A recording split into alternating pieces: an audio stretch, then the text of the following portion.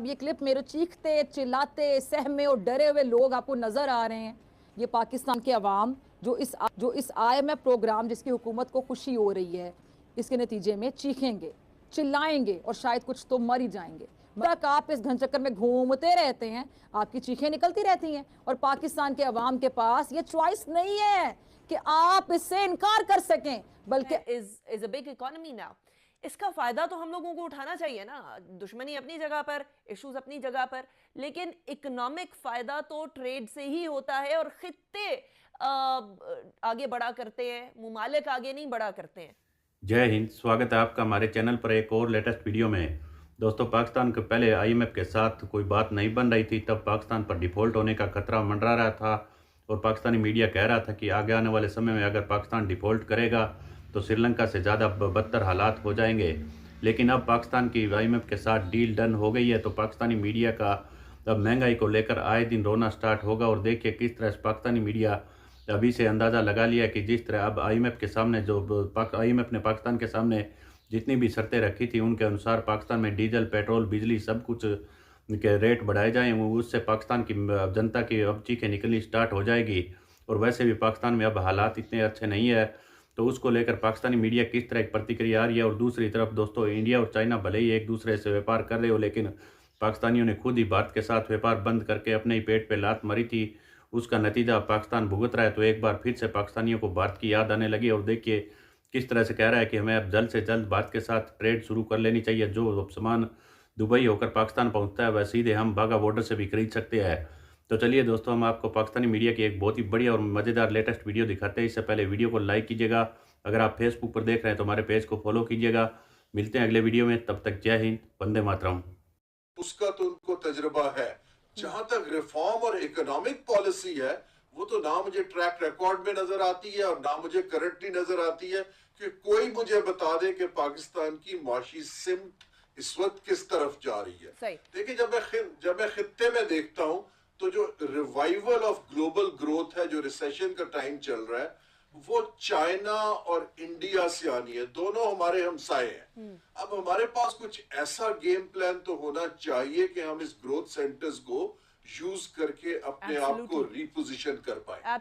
लेकिन वहां मैं I am at lost of words कि हमारे पास दिख नहीं रहा। ठीक है। अच्छा डॉक्टर इकराम साहब, ये बात बड़ी इंपॉर्टेंट है, द टू ग्रोथ सेंटर्स, क्योंकि पॉपुलेशन इतनी ज्यादा है, इकोनॉमिकली भी ग्रो कर रहे हैं ये दो ममालिक। चाइना को ऑब्वियसली इंडिया से कंपेयर तो नहीं किया जा सकता, लेकिन फिर भी India is a big economy now.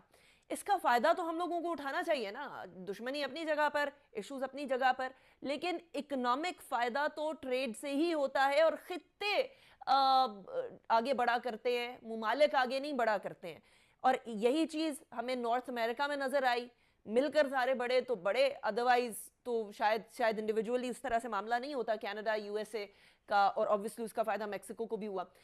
यहां कोई ऐसी सोच इस रीजनल ग्रोथ की आपको नजर आती है, स्पेशली पाकिस्तान के अंदर? चाइना के साथ तो हमारा बड़ा अच्छा CPEC चल रहा है, लेकिन इंडिया, अफगानिस्तान, हमारी कोई हॉरिजॉन्टल ट्रेड जो होती है उसके बारे में?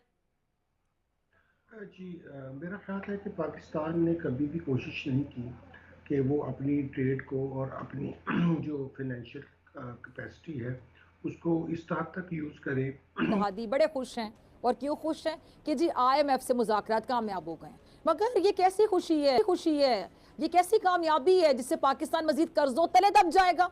क्या आप इसे वाकई खुशी और कामयाबी कहेंगे? दिल पे हाथ रखिए और बताइए कि क्या वाकई खुशी और कामयाबी है? ये कैसी खुशी है, ये कैसी कामयाबी है जिससे महंगाई के चक्की में पिसते मुल्क के 22 करोड़ से ज्यादा आवाम अब शायद मजीद पिसते चले जाएंगे या खुदा न खास्ता से कुछ मर जाएंगे? क्या PDM हुकूमत और इसके इत्तेहादियों को इस बात की खुशी है?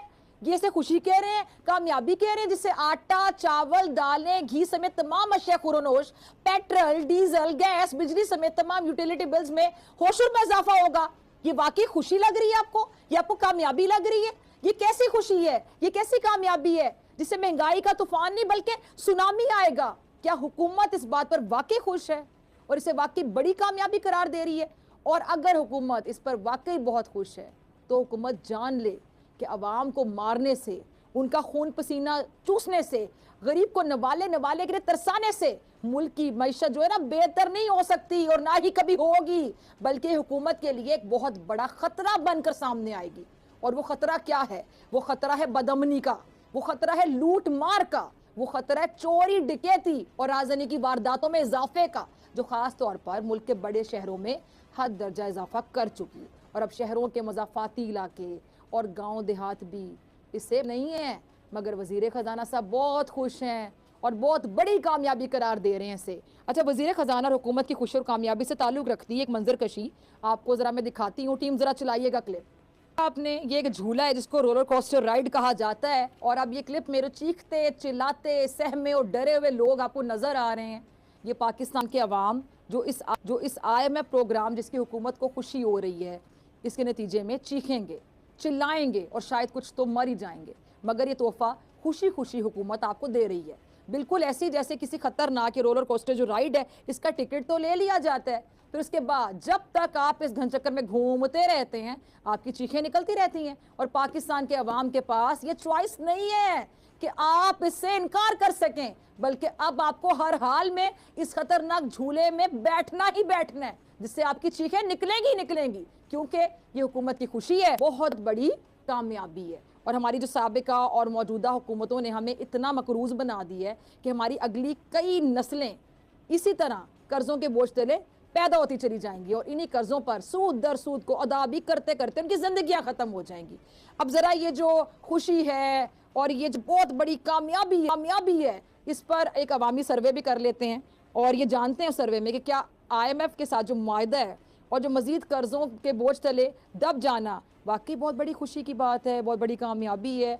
आप सब इसका जवाब दे सकते हैं बोल न्यूज़ के ट्विटर अकाउंट पे जाकर, जहां इस पोल का आगाज़ कर दिया गया है। अच्छा, अब चलते आज के मेहमानों की जानिब। अभी हमें फ़ारूक सलीम साहब ने ज्वाइन किया है, माहिर माशियात हैं, किसी तारुफ के मोहताज नहीं। कुछ देर के बाद हमें अली जैदी साहब भी ज्वाइन करेंगे। फ़ारूक साहब, मैं आपकी तरफ आना चाहती हूँ। फ़ारूक साहब, हुकूमत बड़ी खुश है और खुशी के साथ साथ इसे बहुत बड़ी कामयाबी समझती है, लेकिन IMF ने फ़ारूक साहब साफ कह दिया है कि अब वादा खिलाफियाँ तो बर्दाश्त नहीं होंगी, यानी वादा खिलाफियाँ नहीं चलेंगी। लेकिन अब जो इलेक्शन है वो तो होने ही है, कितने लेट हो जाएंगे लेकिन होने तो है ना, ताखीर से भी हो जाए, वोट भी लेने हैं और अवामी नुमाइंदों ने अवाम के पास ही जाना होता है वोट लेने के लिए। तो IMF से जो यारी है वो ज़्यादा देर तक चलती नज़र आ रही है आपको?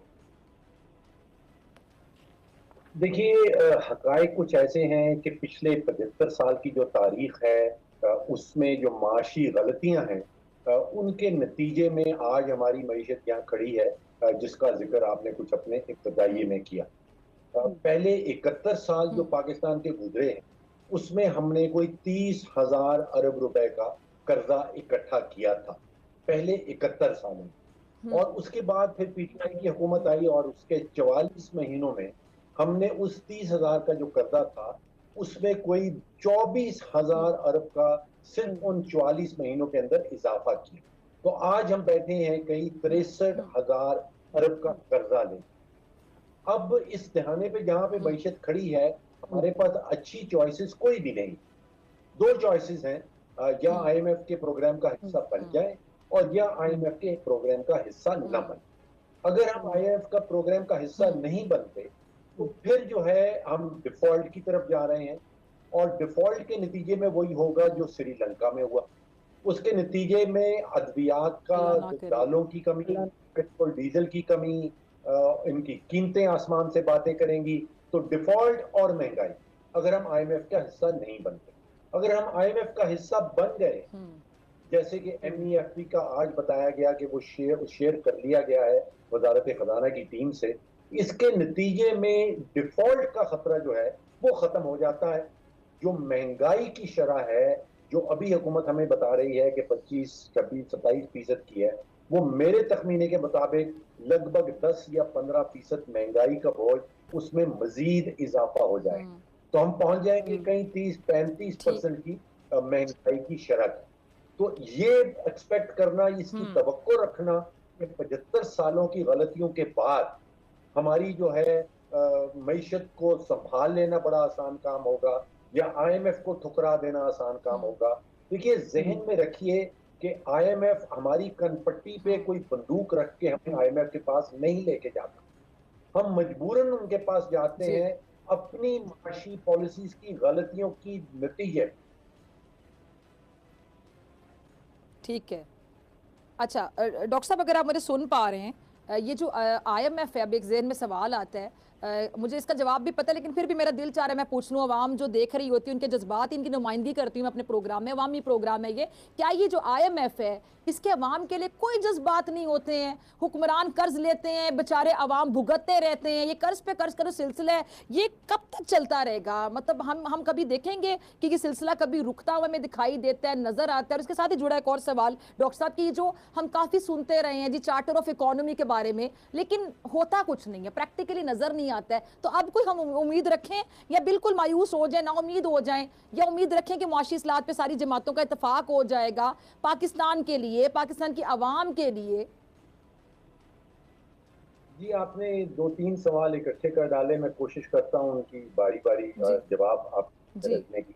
जी जी देखिए, जी पहली जी बात तो जैसे मैंने कहा कि हमारी कनपट्टी पे कोई बंदूक रख के हमें जबरदस्ती IMF के पास नहीं लेके जाता। हम अपनी तो देखा होगा आप किस तरह से इनके आए दिन हालात खस्ता होते हुए जा रहे हैं, और IMF का नतीजा भी पाकिस्तान की जनता भुगतेगी। और जो पाकिस्तान में जितने भी लोन के डॉलर आएंगे, वह पाकिस्तान में एक भी डॉलर नहीं रुकेगा। यह पाकिस्तानी मीडिया में आए दिन रोना रोया जाता है, और पाकिस्तान के जो करप्ट नेता है वो इस IMF से मिलने वाले लोन के चक्कर में है। और दोस्तों, जो चाइना ने किसी और देश को लोन दिया है, उससे कहीं ज़्यादा पाकिस्तान का लोन उससे ज़्यादा महंगे इंटरेस्ट रेट पर है, तो इसका इंटरेस्ट भी पाकिस्तानियों को काफ़ी देना पड़ेगा। तो देखते हैं पाकिस्तान के हालात किस तरह के होते हैं। हम आपके लिए इसी तरह की एक से एक लेटेस्ट वीडियो लेकर आते रहेंगे। मिलते हैं अगले वीडियो में, तब तक जय हिंद, वंदे मातरम।